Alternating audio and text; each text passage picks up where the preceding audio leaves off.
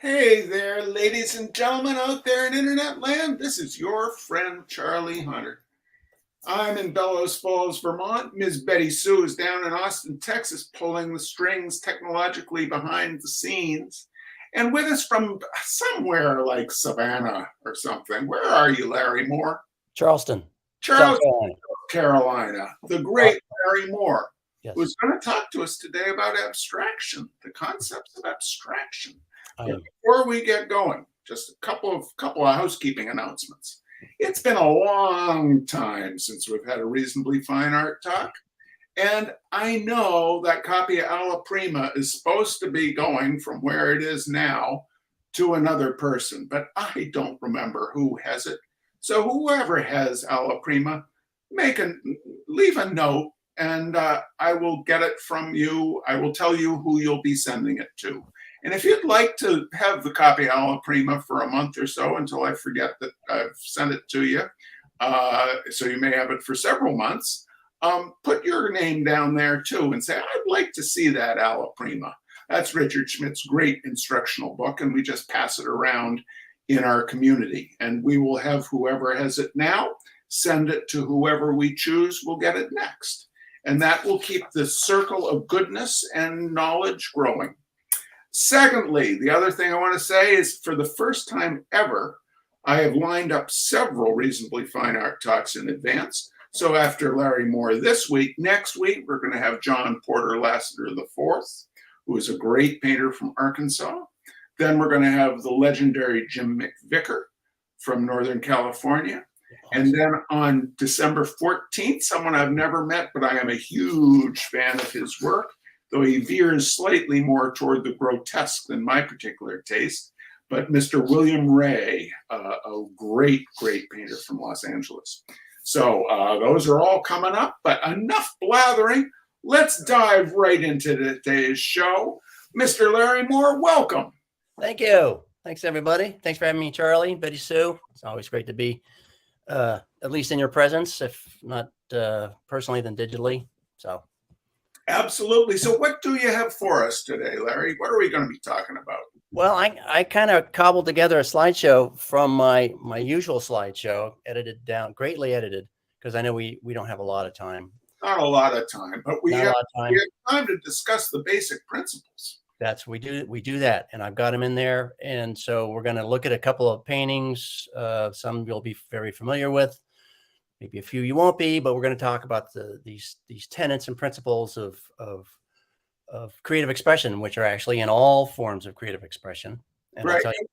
One of the things that drives me slightly crazy is when people in quote unquote our world, and by that I would say kind of the representational painterly world, the very kind of hands-on representational painter, the real grassroots thing that we're a part of, where people express this disdain or incomprehension about abstraction, as if it is something that is not utterly part of what we do, and as if what we do is not completely bound with abstraction and is not abstract work itself. Makes me crazy. So that's why I invited you to talk about this, and I'll set it up for a while now. And why don't we put the slideshow up, and I'll just ask interesting questions, and you steer the ship, Mr. Moore. You steer the ship. Sounds great. Well, we now know what we're talking about. Let me say before we go to the next slide real quick, what my background is, so that people understand where I'm coming from. And that is, I didn't major in painting or in art per se. I did major in graphic design and had a lot of art history, and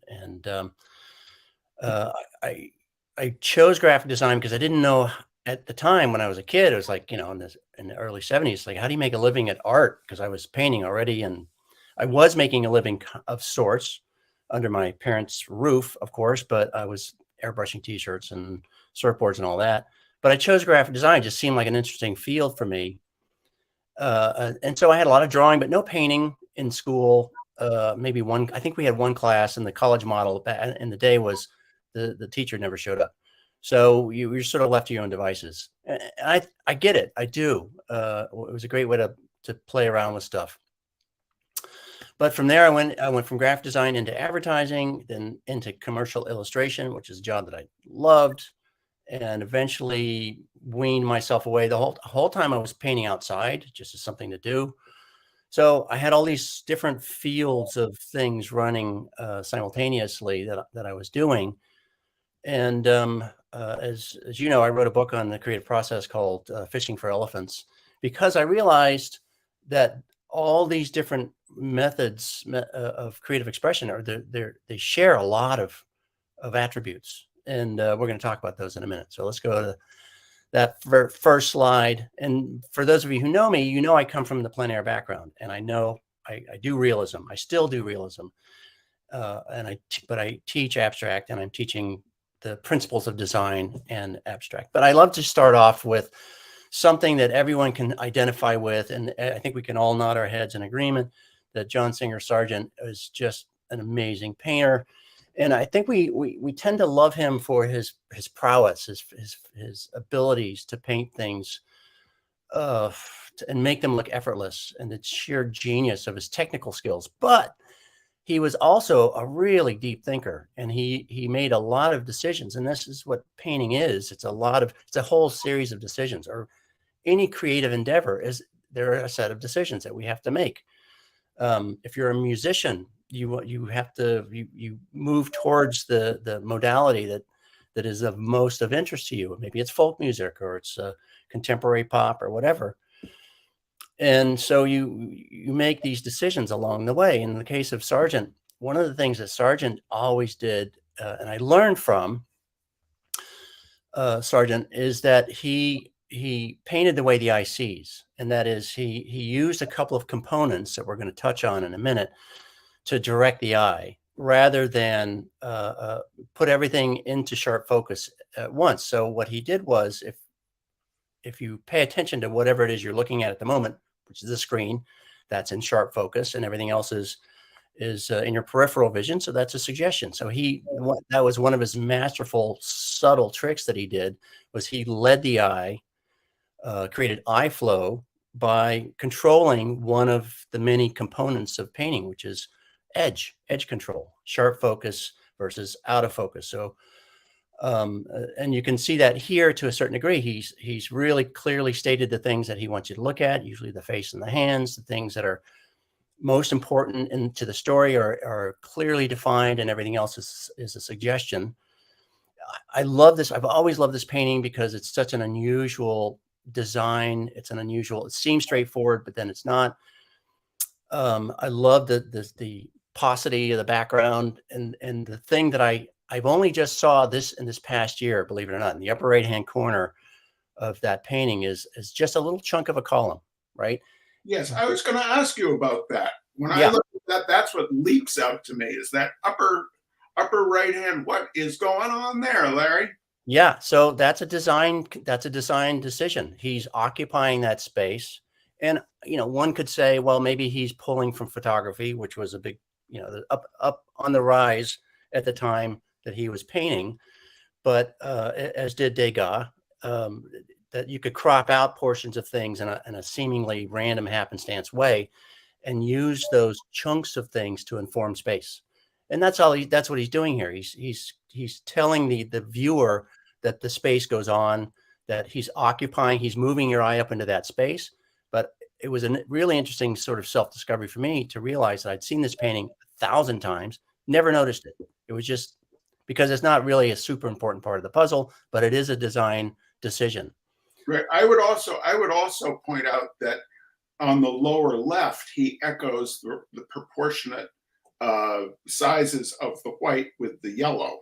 He flips it, so the large white on the right hand side, the upper right is the small white, then a larger white, and on the lower left, it's small going up. It's small yellow, larger yellow, and I think that helps balance the unexpected aspect of having the form in the upper right.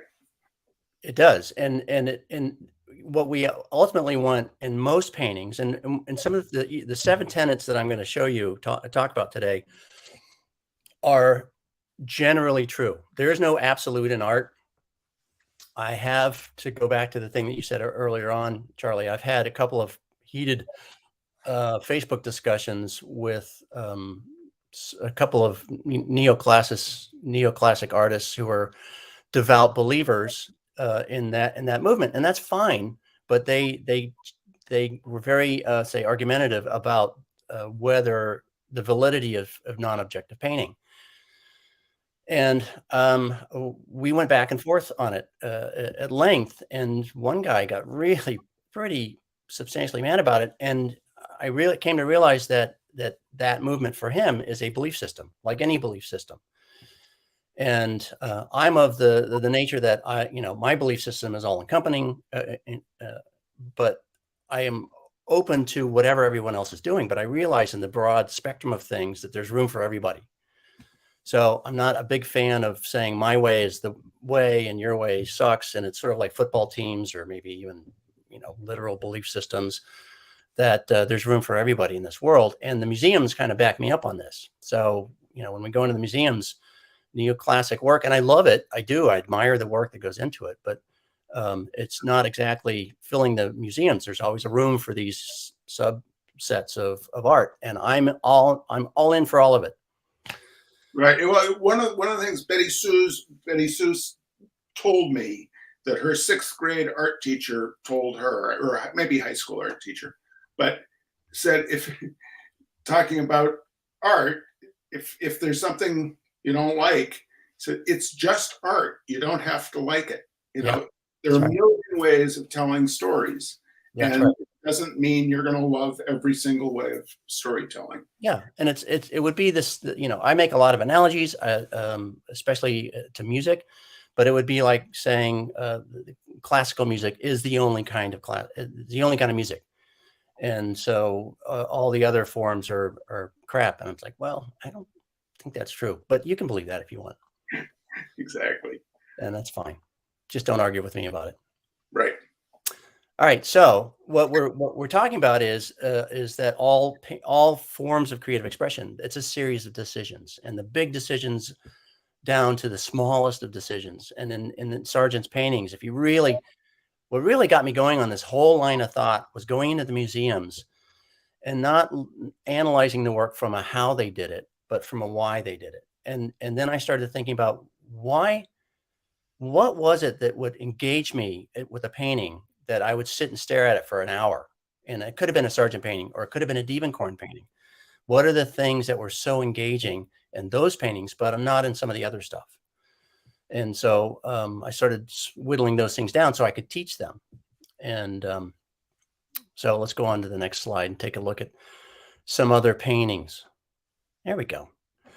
So I love to show, for the absolutists of the world, we all know that Sorolla is, a penultimate life painter, an on-location painter, but he also did a lot of small studies that had wonderfully abstract qualities. And so what he's doing is he is focusing in on the design of the thing and on the relationship of the parts and on color relationships and pattern and rest and division of space and shape relationships and all these different things, rather than trying to, do a finished work. I happen to believe that these small studies are every bit as valid as his larger pieces, which are all the more impressive because he could paint a figure life size on location, and it's like walking a tightrope in the wind. It's a very hard thing to do. But if you look at the two, Sorolla and Diebenkorn, and Diebenkorn, for those of you who may or may not be familiar with him, he would switch back and forth between representational and non-representational, or non-objective, or somewhere in between. And the one thing that was interesting with Diebenkorn is to realize that all of his paintings, even the ones where you're looking at him going, I don't know, it looks great, I have no idea what it is, they all are in reference to a place, or a sense of place. It may be the Bay Area figurative movement, where he's incorporating space, literal interiors and figures, or from his Albuquerque series or his Ocean Park series that are more non-objective. There's, in this particular painting on the right, there is a kind of reference. You can kind of go, okay, well, that's sky, that's grass, Mhm. And those are probably rocks and sand, you know, so we like having the attachment of the familiar, but eventually we learned that you can make a beautiful painting without those familiar things. And he's right. Both of these artists are right on that verge. They're right in the fence between something that we are familiar with and that we recognize and something we don't. And then once you Quick accept, question. yeah. Sorry. Quick question. Do you know what size that Sorolla study is, roughly? I know all of his little sketches. I think they're called puntas. They're like 6x8s. Okay. This one feels a little bigger to me. I don't have a specific size on it. But they're in that realm of Yeah. being very, very compact. Okay. Yeah. Great. You keep going. Yeah. So and this Diebenkorn conversely is a sizable piece. It's in the 50 by 60 range. I believe. I don't have that written down anywhere. But one of the things that has happened with me in shifting back and forth between representation, which I still do, and non-representation work, is I've become a better representational painter because I can take these tools of design that I'm learning in my abstract work and you put them into my representational work. Which is a big trend right now. We can see that in a lot of, like Zoe Frank. I should have put one of her pieces in. She rides that fence between neoclassic and non-objective. She is really, really fun to look at and amazed. She's a deep well, and she is playing with her own reality beautifully. She's a real tour de force when it comes to this realm that we're in. So you can learn from non-objective, even from practicing it. You don't have to make it your life's mission, but as a tool for learning design, it's unparalleled because we're not stuck on trying to make something look like something. We're trying to make a painting interesting in and of itself. That's a hard door to walk through, though. It's intimidating, I think. It is, and the number one intimidator is fear. And if you give a 6-year-old and a 60-year-old a canvas and paints, the 6-year-old is going to go, okay, and just, start doing this thing. And the 60-year-old is going to go, is this the right brush? I'm not sure how to make orange happen. What do you want me to paint? Adults somehow miraculously need permission, whereas children do not. And so the first thing, I call it the 80-20 rule, but 80% of this process of painting is the psychological, it's the conceptual, emotional aspects of creating. And then the 20%, which takes a lifetime to perfect, is the mechanical skills of drawing and understanding value and how to mix colors and what are the best brushes. But the 80% is more important, especially in this world of abstract art, because we have to learn to let go for a time. I call it, it's a period of letting go, and then a period of control, and then a period of letting go. And I'll show you what I mean in a second. But so anyway, there's those two artists, and you can compare them. And everyone knows these two at least, and no one would think of Sorolla as an abstract painter, but go back and look at his paintings with squinted eyes, and you'll see what a magnificently abstract painter he was, especially considering that he was painting from life, because there's a tendency for us to put in every bit of information. He's very good at leaving stuff out and still telling I would argue, a more compelling story than if he put everything in it. So let's go on to the next one. So here's what the difference is, in case anybody's wondering, and this is my definition, that in realism, the language, which we're going to talk about, is in service to the content. What is the language? It's the use of line, value, edge, color, shape, form, pattern, rest. It's a tool set that you can find in kind of pretty much any college level book on on painting. There's like 22 things that you can include in the list. But in non-objective painting, and this is where you end up falling in love with paint, in abstract art, the language is the content. So this painting, by the way, this is my little gouache piece on the right, and that's a Chauncey Ryder on the left. And I love Chauncey Ryder because there's this wonderful abstract quality. It's a wonderful sense of interpretation. He's a great shape maker. I've never seen trees look like that. So he's creating his own reality. He's a brilliant colorist, and has beautiful color harmony in his work, and these grays that just sing, and he really knows how to manage space and all that. So I love that quote, Larry. That sums it up so well.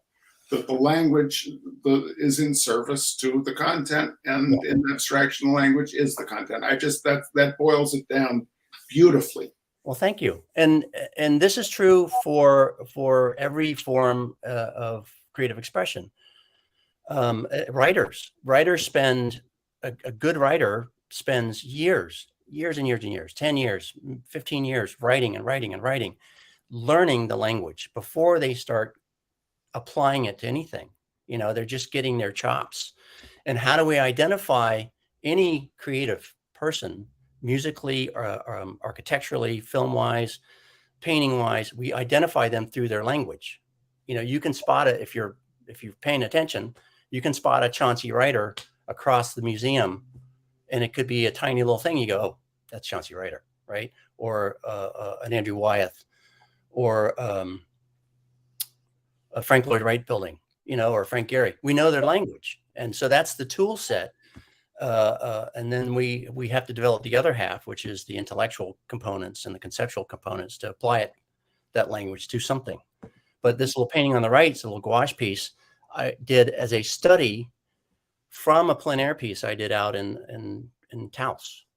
I did a group trip. And so I had this idea years ago to start taking my sort of pre-interpreted studies and using that as sort of the fodder for an more further abstracted arrangement. And this is all this is. And the thing I love most about abstract versus representation, like conventional representation, is in abstract, the language is laid bare. It's right there, and it's like, as you can see, it's like, okay, there's a lot of linear movement in this. There's a lot of graphic shapes. That red note really stands out, not only because it's like an odd man out in terms of color, but it's got a softer edge. You can see components of resonating components, resonant color, for example. The yellows resonate through the space. The shape mode resonates through the space. The linear movements resonate and continue to sort of move your eye through that space. And then you really see compositionally how the language works. And most of the people who take my classes in abstract, they're just learning design independently of a subject. So that's really the difference. And that's kind of where this conversation starts. So we'll go. Do you have any other questions on this? Go for it. Keep it. Right. Let's go to the next one. Okay. The other thing to remember, and all of you who are artists of any sort, and you can learn this, either if you just by looking back at your life, or by studying any artist worth their salt, to look at the arc of their creative journey and see how they evolve. Everyone evolves, and as we should. That's our job, is to grow and to change. Sometimes the evolution is outward. Like, I'm in my outward mode right now. I'm doing all sorts of crazy different things, and I'm having a blast. At some point, I may decide to narrow it down, and the growth becomes more focused and honed. But this is a great example of evolution over a contracted period of time. This is Mondrian. And we know him mostly for his work in the bottom right, but this is the chronological order of this is upper left to bottom right, kind of like reading two lines in a paragraph. And he started off like everybody else, kind of in this impressionist mode, painting landscapes, occasional still life and whatever, just trying to find a language. And then the next frame to the right is he starts taking this idea, this tree, and comes up with the idea of, maybe I can bend that idea a little bit. And so he starts honing in on, in terms of language, a more linear and arrangement without a lot of color. So that's the decision. And that one in particular. It's more line based, more linear movement.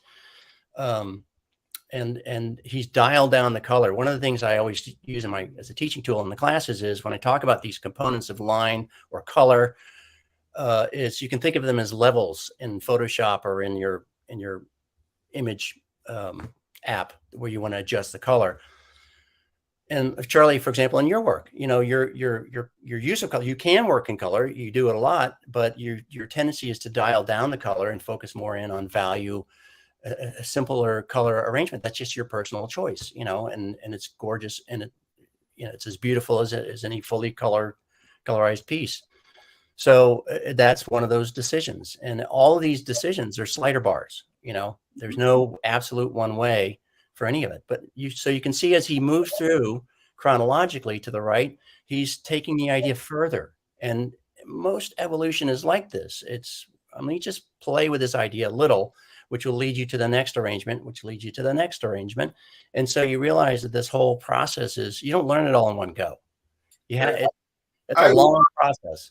I love that you put this slide up, because this was one of the great lessons of my life. When I was like 8 years old, I had a teacher her best known for doing little golden books, and she saw some drawing of mine in my dad's printing office, and she gave me like 5 lessons. And the first lesson I remember is her showing me Mondrian, starting with one of the ones, the Uptown Boogaloo stuff, and then showing me the apple tree paintings and saying, see there, he's exploring the same, his life was a journey exploring positive and negative space. And, it to me is so profound, and it's so clear when you see that he atomizes the stuff. And then on that lower left one, that's where he's just like, okay, I'm going to take it down to linear. And then he rebuilds by simplifying and simplifying on that new concept. Yes. So brilliant. So brilliant. Go ahead. I'm sorry. Every stage of this is built on the stage that precedes it. And that's kind of the way this process works. You can jump to the finish line, but your work will be lacking. We have to go through this process of discovery. In his case, he's shifting like in terms of shape concepts, and the upper tier is more organic, and the bottom tier is more mechanical or geometric. So somewhere along the line, he just made a decision. I think I want to make these more mechanical in nature, and just how much can I pare this down? And granted, the Bauhaus movement was very big at the time, and it was probably an influencer. He influenced them, or I don't know how that worked. But you can see that in his final explorations, he has pared it down to like 7 lines and sometimes one color square, just to see how far you can take this idea. And I don't want to paint like that, but I can take from his journey that, oh, I see, this is a series of steps, of learning steps, and each one gives me permission to move into the next series. So right. And I think it's also good to point out that no one of these is the correct solution. That's right. Yeah, they're all satisfying to look at in their own way, and there are any of us may choose to get off at any of the subway stops that these represent, and say that's the right one for me. But seeing them all in this sort of linear arrangement gives the final efforts context. Exactly. Now you can look at the work and go, I know how he got here, sort of. I mean, I can understand his journey now. And it's the same that's why I study the life of an artist, because I want to know what the triggers and shifters were for them, so that I can pay attention in my own life. All right. Yes. Good stuff. Let's go on to the next one. So this is Eric Aho, whom I adore. I just think he's one of my favorite painters. And I got to brag for a second. He lives in my town, and he curated my show at the Brattleboro Museum. I saw that, and I was immensely jealous and proud of you at the same time. He is a badass. He's a badass painter. He's badass, and all of his work. He's another one of these artists that rides the fence. All of his work is in reference to place. He's pulling from nature, but he's interpreting it in his own manner. And there's just enough in 98% of his work to hold on to that you go, okay, I got it. Clouds, distant hill, and probably trees. You know, it's enough to hold on to that the average person can go, oh, I see what you're doing here. You know, rather than just having splashes of color and people have no clue. That's the entry point for all of his work, that you can see how he's allowing the viewer into how he sees the world, which is what we want. You know, I don't want museums filled with the same kind of painting. That, you know, I mean, there are those, but I want the museums that are filled with the most diverse things, so I can get into the heads of all these artists and figure out how they see the world. That helps me and how I see the world. It gives me permission to express myself in a more authentic manner, because I'm surrounded by historical outliers, not the guys who did everything, or the artists who did everything this really good, but just like everybody else. It's the ones the game changers, you know? So I use him a lot of the work for that very reason. I start off with sort of, you know, the known realists, and then I slip into these sort of fence writers. And then I go into the non-objective stuff, so people can kind of ease into understanding how these 7 principles work. And so this is a real short version of this talk, which I usually spend an hour and a half on. But in my studies of like what makes a good painting, I didn't really go to anybody's work. I just wanted to, for myself, just like when I wrote my book, I wanted to figure it out. It's just a thing. And I like, what are the most simplest things, attributes that I can hone down to as a list that will help people with their work. And 95% of the paintings that I've seen, these things, and not just paintings, these principles are in all forms of creative expression, architecture, cinematography, set design, fashion, you name it. So number one is the language thing, which I've only just touched on, which is we identify creatives by their language. This applies to music, certainly, and everything else. Certainly writing. We can identify them by how they handle the components of their craft. In this case, it's line, value, edge, color, shape, form, pattern and rest, juxtaposition, all these different things, division of space. That set list of what's important to them. And some painters like Franz Klein, who he ends up in his work just doing large monumental black and white brushy things. So we identify him, and I can see a Charlie Hunter, you know, 100 miles away, because I know your language and I know your preferences and your subjective visual treatments. So that's the one thing that we all work on, and that arrives over a long span of time. You can't jump to it. It's a series of decisions that we make of what's important and what's not important. And we go through phases, and we may go through a color phase, and we go through a black and white phase, and we go through a whatever phase. But ultimately we end up with, you know, with a method of painting, like with any Andrew Wyeth, that you can spot it a mile away, because you know how they talk, you know how they speak, or how they sing, or how they paint. So hierarchy is another, to me, it's like one of those most important things. And hierarchy, I remember, listening to people teach beginning level painting, and they would always say, well, you need a center of interest. And in the back of my mind, I'm thinking, well, the painting is more than a center of interest. So I don't use that term, center of interest, because I think it sells short the whole process. A good painting, a decent painting, has a center of interest, like a vase of flowers on the table. You know where to look. A great painting has multiple areas of interest that operate in kind of an order. Your eye is going to go first to this thing, and second to that thing, and third to that thing. The master painters have sub levels, and they do it in all these amazing little ways by resonating shapes like Hopper would do, resonating color, like Eric Aho does, resonating linear movements like de Kooning does. So, so when we look at a painting like this, that isn't so much about the scene.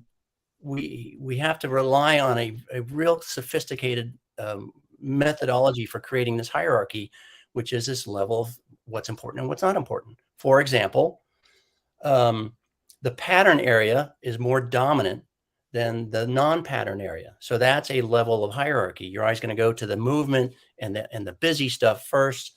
The cool colors of the distance, they recede into the background so that the foreground can pull forward, which happens in nature, obviously. And then the movements are very deliberate. So every painting, with some exceptions, there's always an exception. Agnes Martin's a good one, where there's no hierarchy in the work. And so we move on to the next thing, which is energy, and that is not in any metaphysical sense, but visual weight, visual energy. That every piece of the puzzle has its own unique identity and its own unique energy in service to the hierarchy, to keep your eye moving through that space. That means that you choose a yellow that works, is just the right level of intensity or value for that space, and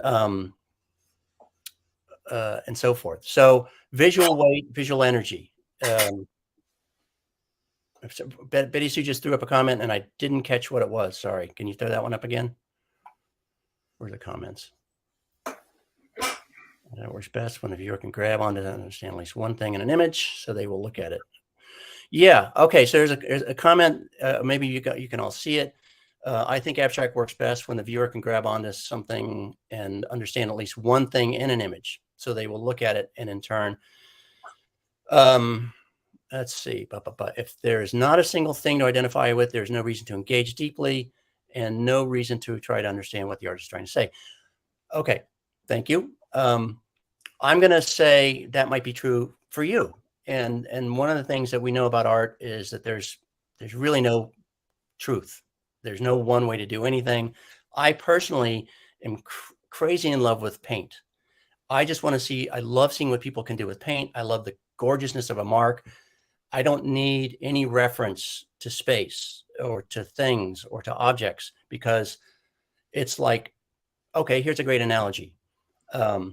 Classical music and contemporary, say contemporary pop music, right? Where contemporary pop music is very much about the words. Classical music doesn't have any words at all. And so I'm no less interested in classical music because I don't know what it's about. I'm more interested in it because I allow the music to, it gives me permission to feel whatever I feel. I don't need a prompt, in other words. However, there are people who disagree, and that's fine. So anyway, so all these pieces have their own unique energy that keeps the eye flowing through space. The next one is huge, it's variation. And that some people say a variety with something, variety with a difference. I can't remember what the term was. But what that means is if I'm going to work a shape through a space, I want to make sure that the shape is always different. I don't want to repeat the shape. I'm going to show you a slide in a minute that will show you exactly what that means. So, but if I have a color on my brush, I will put it down once and then I'll modify it and put it down in another place in a slightly different form. I use 27 million different brushes in my work because I don't want the same tool showing up. I want variation. That keeps the whole more compelling because every part has its own unique identity. And the last three, I'm not going to spend too much time on. Juxtaposition is simply the idea that energy requires two opposing forces. So in this case, in this particular painting, we have pattern, we have pattern and rest. We have light and dark, hard and soft, highly chromatic versus low chroma, and more organized shapes versus less organized shapes. So there's always these tools that we can utilize to create more tension in our work by pitting one thing against another. And then dynamic balance, everyone knows that one. Dynamic symmetry, dynamic. It's an arrangement such that the painting works as a whole. That all parts are in service to the whole, basically, and you end up with a piece that feels balanced, kind of like a Calder mobile. Like all the pieces are of different weights and colors and sizes, but they all balance out in a physical setting. The last thing, though, is intent, which is a big thing, which is intent is the driver for all of this stuff. Like, what is your idea? What are you after? And it can be a very simple idea. It can be a very simplest tonalist concept, like some of Whistler's nocturnes. And but with a very clear sort of decision on what you want to happen. And that gives you a guide. If you're trying to do abstract and you don't have an idea behind it, it's very easy to get lost. It's a ship without a rudder. So everything I do, even when I do a small study, I want to see what happens if, hence my what if university, what if I put this next to that? What if I pour the paint on this piece rather than using a brush? You know, I'm a very curious person, and I'm always finding different ways of applying paint. And I love doing that. And I don't have one way to do anything. So that's my intent, is to start a painting differently almost every time. And that keeps me amused and off the streets. So that's those 7 principles, and they are in everything. So that's how I know that they are effective, and they've been vetted by all forms of creative process. And that's what I teach. So let's go on to the next one, and we'll focus in on 1 or 2. There you go. Hierarchy. So there's a tendency in artists early on, in the early stages, of just using the same brush, the same movement everywhere, the same short strokes, the same direction, and that creates a pattern, which is not unlike the polka dots on the left. If we're trying to make a compelling image, then we want the eye to move through that space. We have a contained space, a rectangle more often than not, and we want to move the eye through that space. And if all pieces have the same energy or the same make and model, then the eyeball knows not where to go. On the right, I just took the polka dots and I altered 3 things. I altered the scale, and I altered the relationship, spatial relationship to one another, and the color. And so it goes quickly from being a very boring piece of wallpaper to something that's of interest, that moves my eye. And you can see how color on the right, you can see how juxtaposition works with the little moon that's going behind the dark planet in the upper right hand corner. There's a kind of tension there, so that pulls you in a certain way. The smallest dot in the whole thing is the brightest color, and so that pulls you in a certain way. And then I have pieces that are exiting the frame. That is a part of the puzzle, and so forth. And some people might go first to the white dot, they may go first to the red dot or to the black dot, but the point is that there's a level of in which we receive the pieces to keep us engaged. And that's eye flow. And I know that because I was a graphic designer. That's like the thing. And Charlie, was a master of this idea of all the things I just mentioned, of resonating a shape and playing with edges so that your eye goes to the hard edge, or playing with value, sometimes counter to whatever the thing is you're painting, Charlie. You'll use value to counter the main course. Right. And a master of that in our world is Patrick Lee, who Yes. will radically alter the value while still keeping the form. There's so many ways you can play it once you know what the component parts are. Right, and what they do. Yes. And then the game becomes how far can I push this idea? And that's, I think maybe some people are just wired for that one. I think you are, Charlie. I know Patrick is, and I certainly am. How far can I push an idea just to see when it breaks? And so far, I've done more than my share of bad paintings, but nothing has ever broken. Everything is amendable, everything is fixable, and so it becomes a game for me. It's like a chess game. All right, next one. I'm trying to keep this short. So I did this one thing, and this is a process that you can do at home. And where I started painting in gouaches in college, and nobody liked gouache in college because most of us went to college in the 60s and 70s and the 80s. And gouache hadn't quite figured itself out yet, but you know, there were certainly artists, Sid Mead and a lot of the pulp fiction cover artists had it dialed in. It took me a while to figure it out, but I came back to it as a medium in my illustration days later on. And now I don't go out with oil anymore. When you and I did our on plein air trip, I took the gouaches because I didn't want to lug giant tubes of oil paint and my huge bag, and I didn't have to worry about terp and all that crap. I just took gouache. It's real simple, but I found that the medium gives me something. It's like a dance partner that's better than me. And it makes me look better than I am because of the nature of the medium. It dries fast and you get these beautiful marks. And I went out on a field trip with a friend of mine in Idaho, Scott Christensen, and he and I would go painting. And it's terrible to paint with him because he's so friggin' good at what he does. It's so intimidating.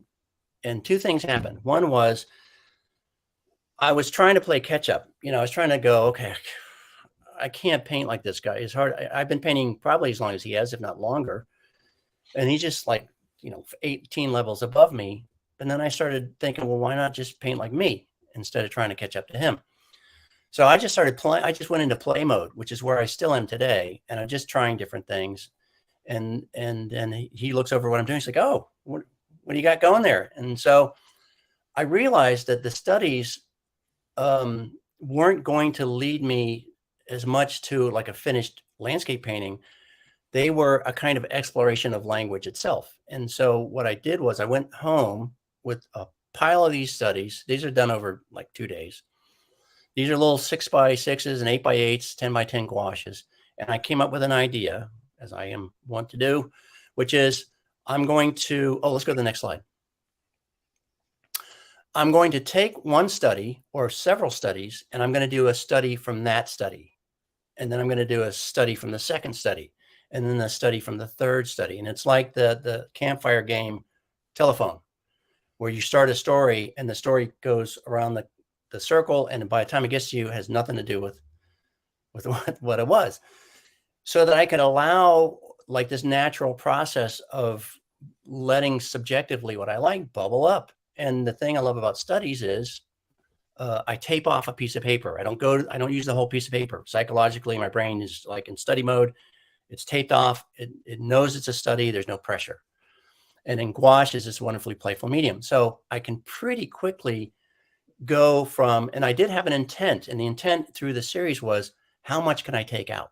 That becomes my intent, because I do have a tendency to overfill. So my best guide these days is whatever my tendency is on anything, I will go in the opposite direction to force myself out of a tendency as an easy go-to. And one of my tendencies is to overfill. So I decided to go in and slowly like reduce, like Mondrian did with the tree, reduce it down to core components while still holding on to the essence of the place or a little bit of treeness here and there, which leads me. So that's my learning the language part. I wasn't yet ready to engage on a larger scale or to write my big novel.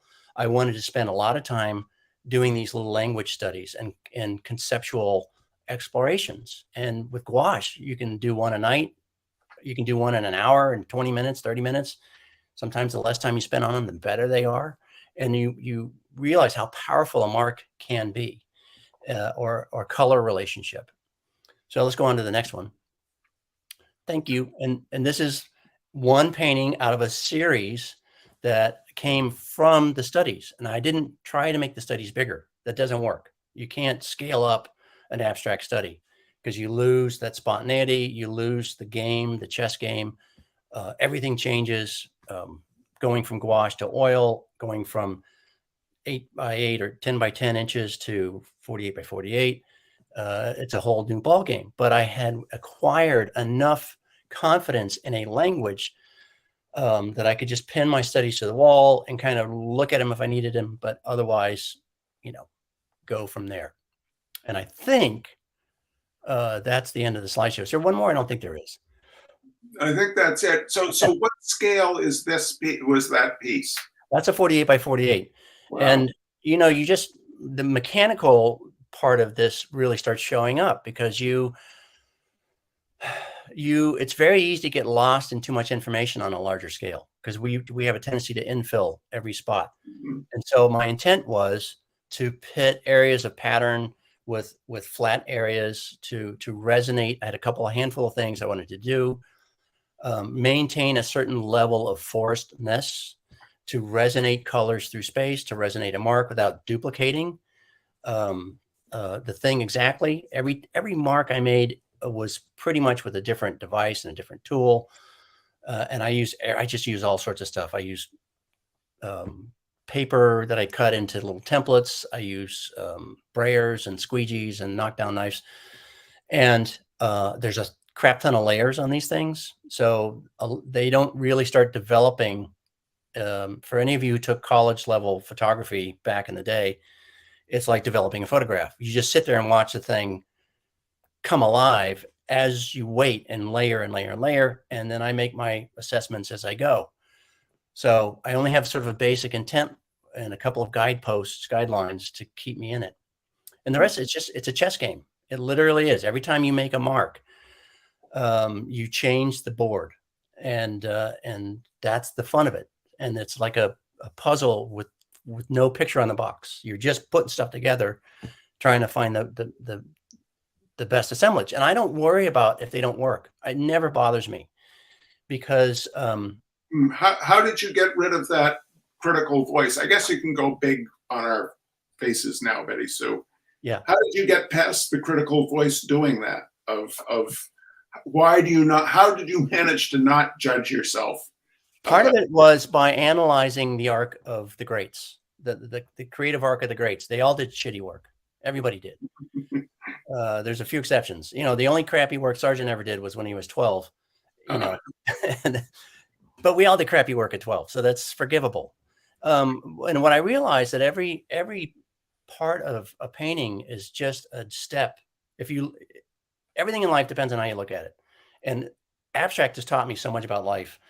Like, number one, I've lost all expectations. I just go in, I enjoy the moment, I enjoy the process. I don't judge good, bad, or indifferent. I don't, pick the wrong blue and go, God, I suck. I'm trusting it's total trust in the process and in the long game.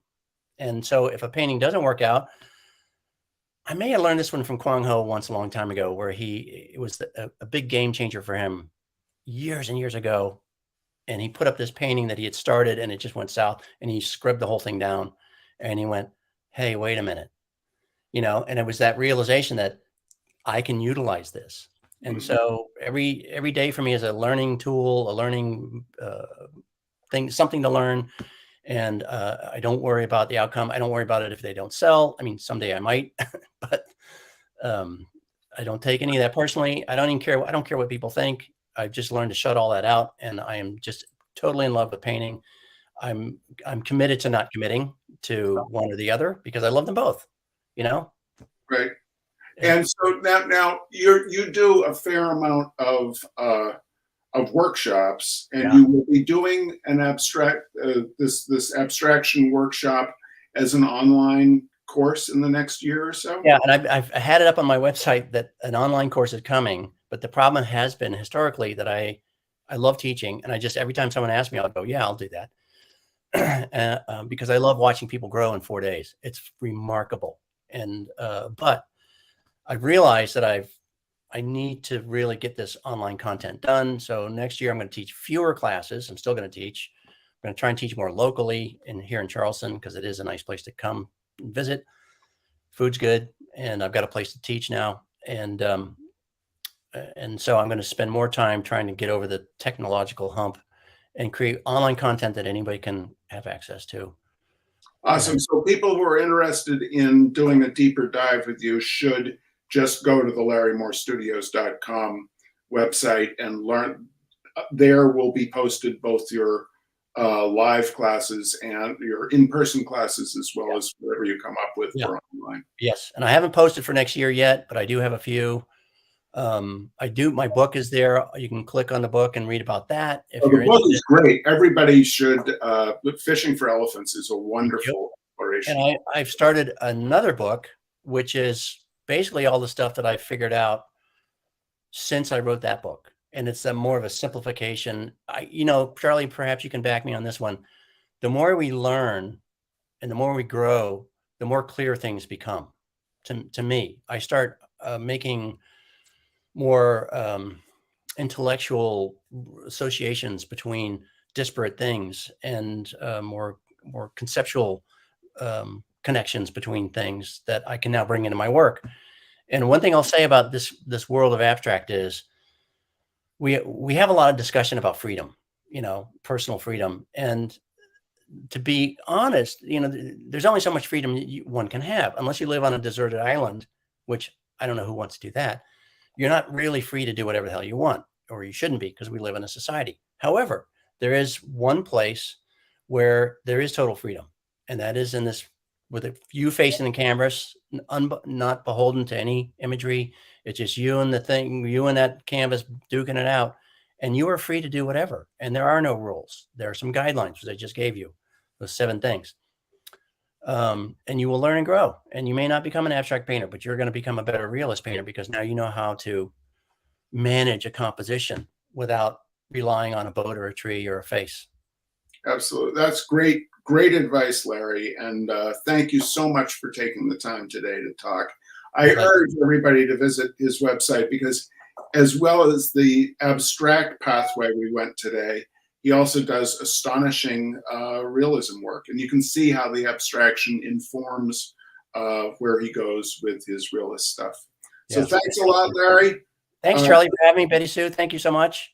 Everybody else out there, we'll see you next week. We'll see you next week right here on this very back channel. Take good care. Bye-bye. Thanks, everybody.